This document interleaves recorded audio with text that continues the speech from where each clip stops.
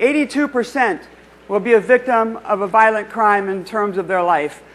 Let's get an idea in this room. How many of you have come close to violence, seen violence done, or been a part of it? Would you please just raise your hand so we can get an idea of what's going on in this room?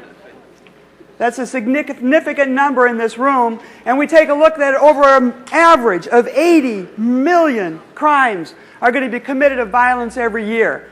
And you wonder what this has to do with meth. It has everything to do with meth, because what I've learned is that there's no sale and there's no amount of money that's worth risking your life for.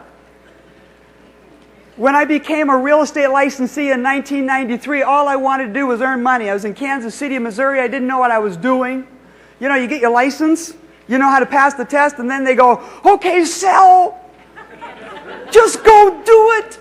I had no clue. I spent over 6 months educating myself, trying to figure out how this particular career ran, and I decided by the time I was done that what I wanted to do was provide the best possible real estate service to everybody that hired me, and everyone deserved a competent and excellent licensee, regardless of the sales price of the home.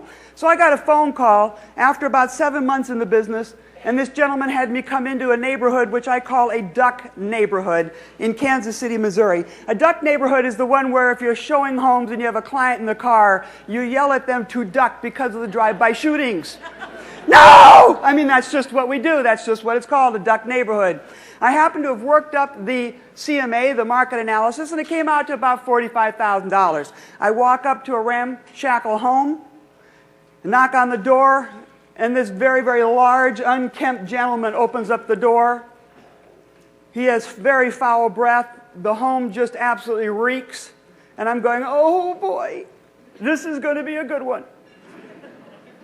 He ushers me in and sits me down at the table. Everything's going along perfectly fine. It's going along perfectly fine for the first 20 minutes. And I finally tell him the sales price of the home, which came between $42,000 and $45,000.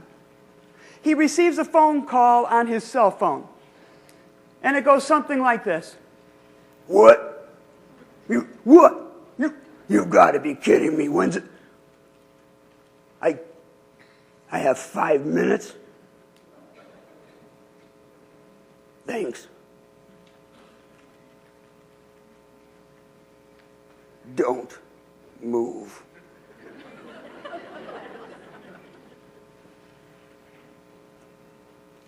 And he moved out of the room. He came back less than 2 minutes later. As he's coming back, he is racking bullets into his gun. He sits down at the table, puts the gun in the middle of the table, and then turns it towards me.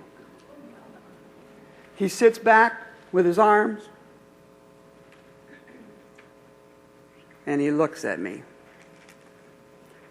It was fortunate that my mother worked in a psycho ward for years.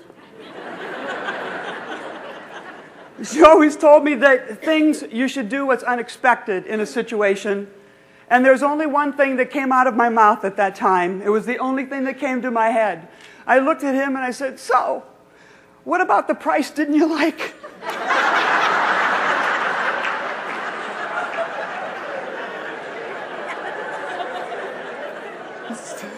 He burst out laughing, and he looked at me, and he goes, well, I tell you what, he goes, I'm cooking meth downstairs, you know, that's kind of why it reeks a little bit in the house, and he said, the police are coming, they're going to be here now in about 2 minutes.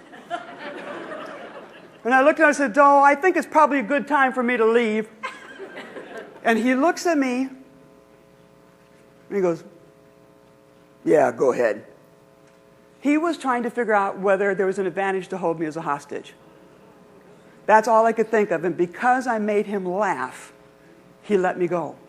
I became human in his eyes for those few short moments. I, of course, packed up the quickest I have ever packed up.